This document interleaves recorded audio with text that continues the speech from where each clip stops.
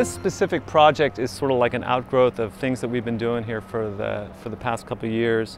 One of the things that we're really interested in is when stuff gets put into the water, whether it's bacteria from sewage spills or something like that, gets put into the water in the surf zone, how it moves up and down the coast, and also how it spreads itself out and dilutes. So what we have is an instrumented tripod, and what there is on there are three levels of instrumentation, and at each level we have what's called an acoustic Doppler velocimeter, which measures the currents in the water, measures the velocity of the water. And we also measure temperature, and then we also are measuring the amount of dye in the water, the amount of chlorophyll in the water, and also the turbidity of the water column. We're going to be releasing rhodamine WT dye into the water column near the frame, and in a way such that the dye advects past the frame. Now we're releasing it as a point source, a very, very narrow point source from a very narrow nozzle, sometimes from the bottom.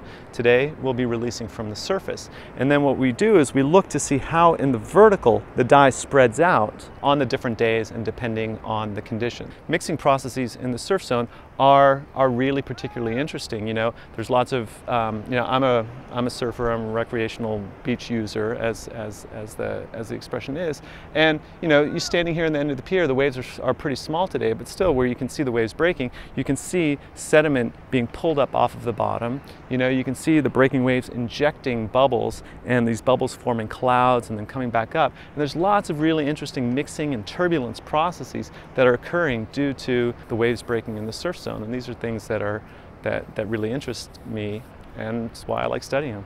One reason why we're interested in this sort of thing is that in Southern California and in the United States in general, there's often chronic beach closure problems due to runoff pollution, contamination due to runoff pollution.